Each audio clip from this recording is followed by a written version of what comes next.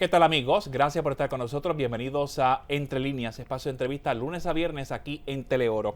Hoy conversamos con un invitado que, además de ser líder de una unión, también ahora está insertado en la política. Conversamos con Roberto Pagán.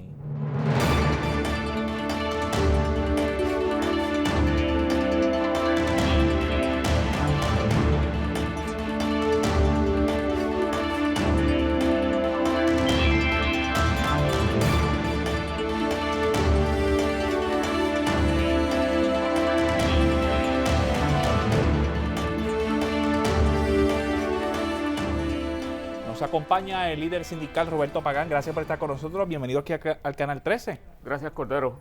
Hacía tiempo que no estaba con nosotros. Hacía tiempo que no me invitabas, así que bueno, gracias por la invitación. Retomamos, hacía un año que habíamos tomado fuera de Entre Líneas, pero estamos de regreso. Pagán, Puerto Rico está viviendo un momento histórico en el que los ciudadanos están transformando la política, no solo a nivel de los sindicatos, como ha ocurrido en Estados Unidos, sino hay una representación diversa en la legislatura. ¿Eso es positivo para Puerto Rico?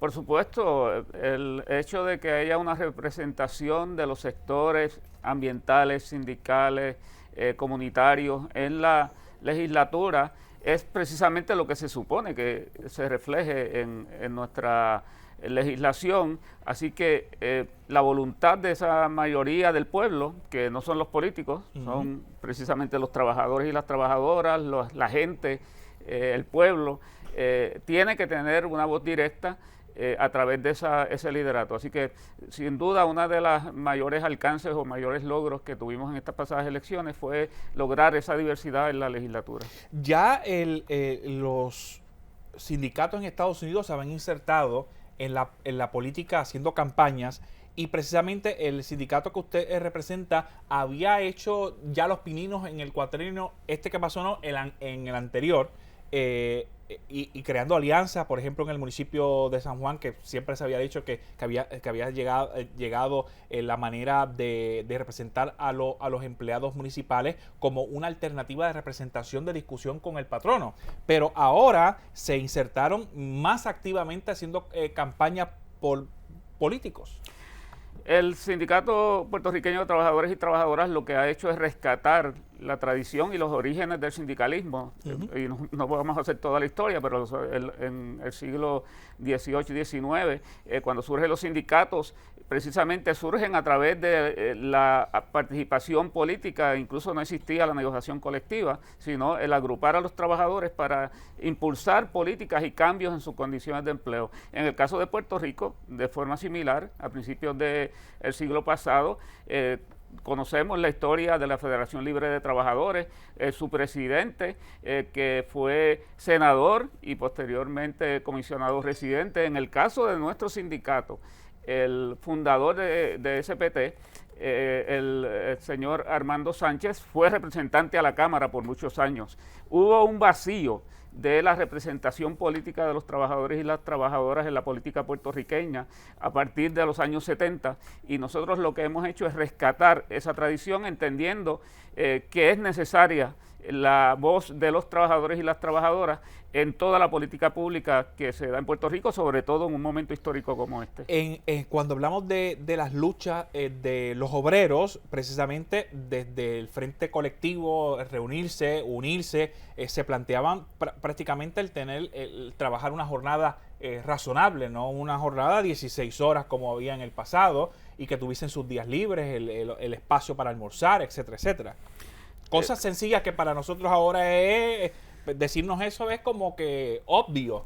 Es obvio, lamentablemente incluso estamos yendo hacia atrás, porque aunque no tenemos una jornada de más de 8 horas, son muchos los trabajadores y trabajadoras que tienen que tener por lo menos un empleo y medio o hasta 2 empleos para poder sobrevivir. Así que la lucha política que se dio por la clase trabajadora para alcanzar derechos como el que describe, de una jornada máxima de 8 horas, la lucha por los derechos de la mujer que los sindicatos acogieron para sí, el derecho al voto, que tampoco era reconocido en muchas partes del mundo para todo el mundo, para todos los ciudadanos. Fueron luchas que dieron los sindicatos, los trabajadores unidos, y que tenemos que continuar sin duda. Es una vez más, sobre todo cuando lo que estamos haciendo es retrocediendo en el tiempo en cuanto a las condiciones de empleo de nuestra clase trabajadora. Es necesario sostener a los partidos políticos con los fundamentos de los sindicatos. Pregunto esto porque en el pasado aquí en la isla hubo movimientos obreros que intentaron plantearse como alternativa, pero no recibieron el respaldo. Se crean grupos colectivos de distintos partidos políticos en los que se buscaba defender unos puntos fundamentales del sindicalismo, y ahora se crea un movimiento en el que pues las personas tienen una carta amplia de elementos a defender que recibieron el visto bueno del país. Sí, la realidad es que estamos viviendo una época histórica diferente a lo que sucedió antes. Un movimiento político que, por ejemplo, no atienda la realidad del cambio climático, que nos va a afectar a todos, independientemente de que seas trabajador o no lo seas. Puedes tener las mejores condiciones de empleo del mundo, pero si continuamos en esta ruta de destruir nuestro planeta, no va a haber futuro. Así que el movimiento Victoria Ciudadana, al que me voy a referir directamente porque entiendo que recoge ciertamente esa gran diversidad de reclamos, no solamente de la clase trabajadora, sino de otros sectores y otras realidades que hay que atender. Es el nicho que para nosotros en el sindicato es el preferido, el preferible, aunque hayan situaciones en las que tengamos que resaltar reclamos de la clase trabajadora en particular, pero la diversidad que reflejan partidos como el Movimiento Victoria Ciudadana y muchos otros partidos que se están construyendo en el mundo. Podemos hablar de Podemos en España y el Frente Amplio en Uruguay.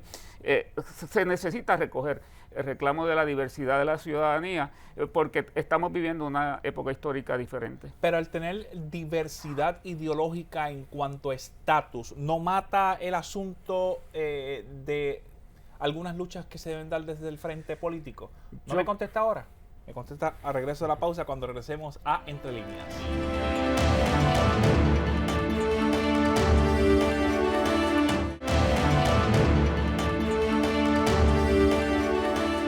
De regreso a Entre Líneas, gracias por continuar con nosotros. Nos acompaña Roberto Pagán, presidente del Sindicato Puertorriqueño de Trabajadores, y que a su vez es miembro del Movimiento Victoria Ciudadana, de ese partido político que obtuvo escaños legislativos en la Cámara y en el Senado, y que por poco, para muchos lo había obtenido la posición de alcalde de San Juan a través de Manuel Natal. Había una pregunta en el tintero relacionado a la diversidad ideológica, relacionado al estatus del país. ¿No daña, mata otros elementos del movimiento? Contesto ahora, pero quiero añadir al hecho de que no solamente se trata de la posición de la alcaldía de San Juan, sino también el escaño del distrito número 3 de Eva Prados, que todavía tiene posibilidades si la Cámara de Representantes actúa e investiga. Pero yendo directamente a contestar tu pregunta, la realidad es que el movimiento refleja el consenso que hemos alcanzado incluso al interior de nuestro sindicato. Nosotros representamos trabajadores y trabajadoras que apoyan la independencia, que apoyan el Estado Libre Asociado, que apoyan un nuevo pacto con Estados Unidos, que apoyan la estadidad. Y de igual forma, todos estos grupos, o muchos de los grupos que conformamos el movimiento, tenemos diversidad en cuanto a preferencia de estatus. En lo que nosotros hemos consensuado es en la necesidad de descolonizar a Puerto Rico a través de un proceso serio que se dé con un compromiso del Congreso de los Estados Unidos y utilizando la Asamblea Constitucional de Estatus como el mecanismo procesal, atendiendo incluso el derecho internacional para descolonizar a Puerto Rico. Lo que decida el país, los ciudadanos, dentro de un proceso verdaderamente democrático, nosotros tendremos que respetarlo, sea la independencia, sea la estadidad o sea una libre asociación. Y todo lo demás, esas ideas y esas luchas, caben dentro de cualquiera de esos modelos políticos de estatus. Por supuesto, si algo tenemos nosotros que cuidar en el caso de nuestro movimiento es la agenda urgente, que independientemente de que seamos país sin una conexión directa con los Estados Unidos o siendo Estado, tenemos que vigilar esa agenda urgente que va a procurar atender las necesidades de los ciudadanos en nuestro país. En el caso del estatus que ya lo ha planteado, existe otra vertiente y es en el llamado modelo económico. En el caso de Puerto Rico, somos un modelo republicano de estatus dentro de lo que tenemos, pero a su vez tenemos un modelo económico de consumo capitalista. ¿Dónde están parados? ¿Socialdemócrata? ¿Estamos hablando de un modelo parecido a qué? ¿O Mire, todavía ese tema está sobre la mesa para discusión? Bueno, en el caso del movimiento está reflejado en nuestros estatutos que creemos en la diversidad de fórmulas económicas para nuestro país, pero rechazamos, por ejemplo, el capitalismo salvaje que va dirigido a explotar a la mayoría en beneficio de unos pocos. En nuestro caso, en el sindicato y de manera personal, favorezco mucho el modelo de la economía social, social solidaria, que quizá como mejor la podemos describir es tomando el ejemplo de Mondragón en el País Vasco de España, que es un modelo hermoso donde una gran cantidad de trabajadores y trabajadoras pertenecen a un sistema cooperativista, donde hay trabajadores dueños de la empresa y que dentro del modelo capitalista que vivimos en el mundo se han podido atender necesidades específicas y con una distribución de la riqueza equitativa. Claro, pero cada persona tiene una función y hay que cumplir con las funciones. Y hay que, sinceramente, producir, y si se produce, nos repartimos, y si no producimos, pues todos tenemos entonces las consecuencias. Cuando usted habla de capitalismo salvaje, es lo que nosotros estamos viendo, que todas las personas están tratando de entrar a sus cuentas bancarias para ver si los 1.400 de Biden llegaron para ir a comprarnos el último televisor 4K. No me refiero específicamente al consumerismo, que ciertamente es una de las fallas en las que se sostiene el sistema capitalista salvaje, porque hay que producir y producir y producir más bienes para que la gente consuma y gaste sin cuidar del daño ambiental que podamos causar o sin cuidar otras áreas fundamentales. Pero no solamente nos referimos a eso. La explotación. Básicamente nos referimos a la explotación del planeta, que se refleja a través del consumerismo, la explotación de los trabajadores, la explotación de las mayorías para elevar entonces un sinnúmero mínimo comparado con la población del planeta de billonarios que cada día aumentan más y más sus ganancias y que no quieren aportar nada, si posible cero, como ocurre en algunos casos en Puerto Rico,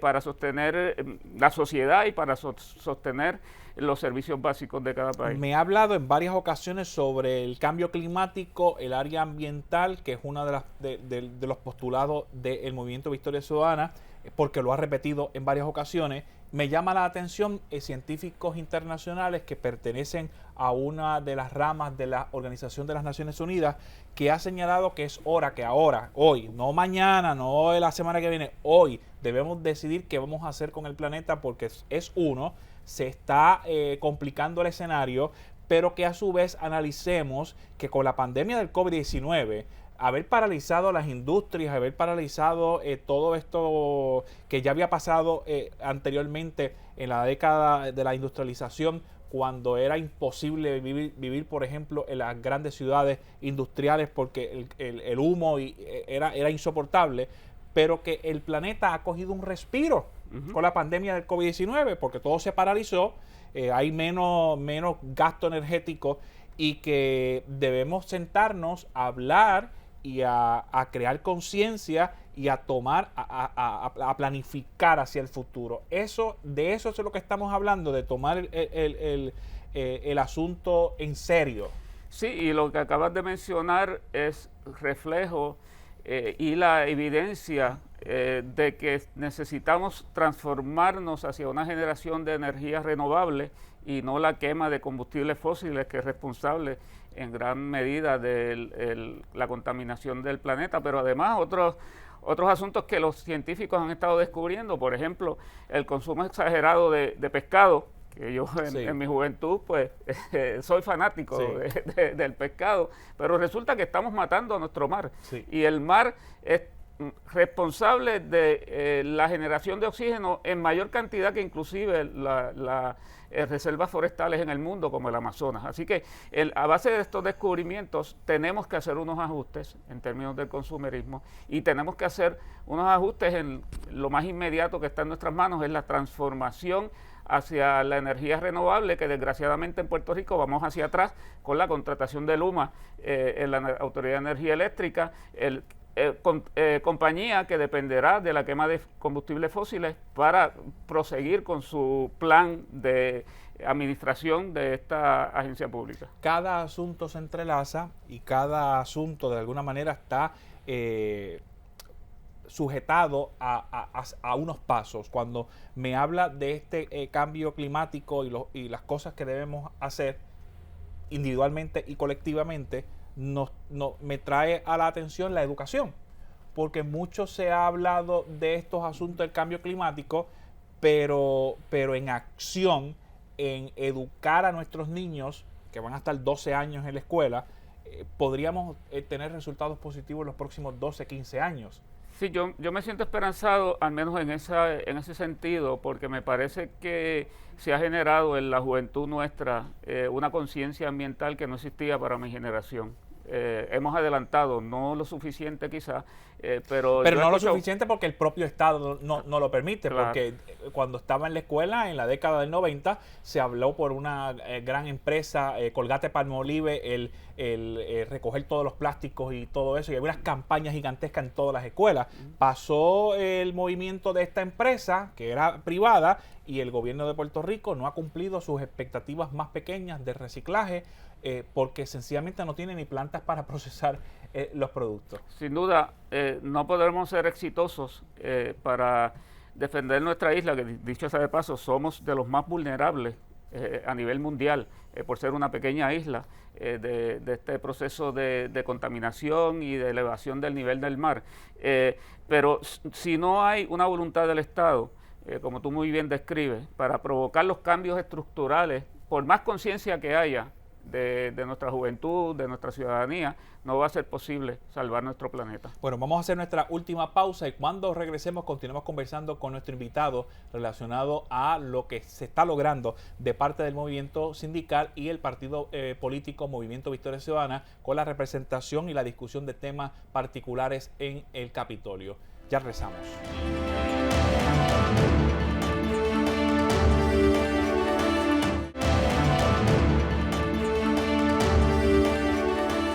De regreso a Entre Líneas, gracias por continuar con nosotros. Nos acompaña Roberto Pagán durante el día de hoy. Ya se nos está acabando el tiempo y quisiera conocer de parte no solo del Movimiento Victoria Ciudadana, sino del Sindicato Puertorriqueño de Trabajadores, qué temas particulares hay que tocar mucho en estos próximos meses para ver cambios, porque la gente necesita ver cambios a corto plazo, a mediano y a largo plazo. En primer lugar, detener los cambios y los procesos que se están dando en la dirección contraria. Por ejemplo, el contrato de Luma, que desde nuestro punto de vista hay que abolirlo, hay que salir de ese contrato.